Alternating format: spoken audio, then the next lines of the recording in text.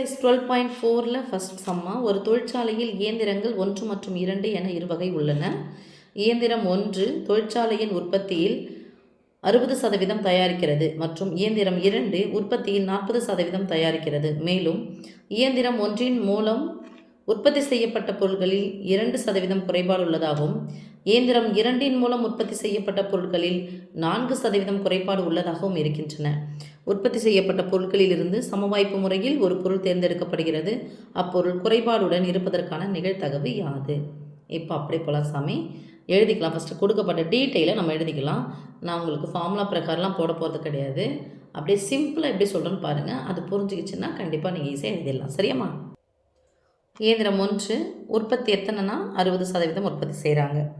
இயந்திரம் 2 உற்பத்தியில் எத்தனை சதவீதம் தயாரிக்கிறாங்கன்னா மீதி 40%. இப்போ இதில் குறைபாடு எவ்வளோ இருக்குன்னா 2% போட்டிருக்காங்க. இதில் குறைபாடு 2%.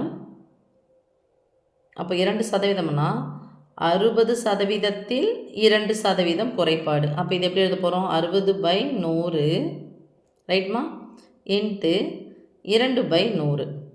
ஒரு முட்டைக்கு ஒரு முட்டை கேன்சல் பண்ணிக்கலாம். மற்றது அப்படியே கூட இருக்கட்டும். நம்ம 0 வச்சு எழுதிக்கலாம். 6 2 12/100 1000. ஓகே சாமி, சொல்ல புரிஞ்சிச்சா? இப்போது இது 40%த்தில் எத்தனை சதவீதம் குறைபாடு கொடுத்துருக்காங்கன்னா 4% குறைபாடு.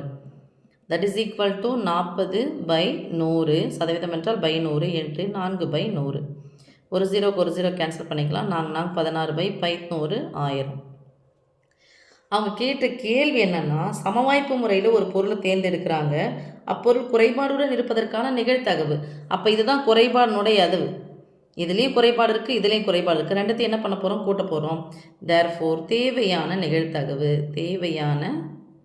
நிகழ்தகவு உங்களுக்கு புக்கில் இருக்கிற மாதிரிலாம் போட்டால் ரொம்ப கன்ஃபியூஸ் ஆகும் சாமி. அதனால் ஒரு 8th கிளாஸ் குழந்தைங்களுக்கு எப்படி சொல்லித்தரணும் அதே மாதிரி தான் சொல்லித்தரேன். 12/1000 ப்ளஸ் 16/1000 ஈக்குவல் டு பின்னையன் நடுவில் ப்ளஸ்ஸோ மைனஸ் வந்துச்சுன்னா பகுதிகளை பார்க்கணும். பகுதிகள் ஒரே மாதிரி தான் இருக்குது. எத்தனை முறை 1000 வந்தாலும் ஒரே முறை போடுறோம். 16யும் 12யும் கூட்டினா 28. அப்படியே 3 0 இருக்குது. 3 ஸ்தானம் தள்ளி புள்ளி வச்சுக்கோங்க. 2 நம்பர் தான் இருக்குது. முன்னாடி ஒரு நம்பர் போட்டுக்கோங்க. 0.028. ஓகே.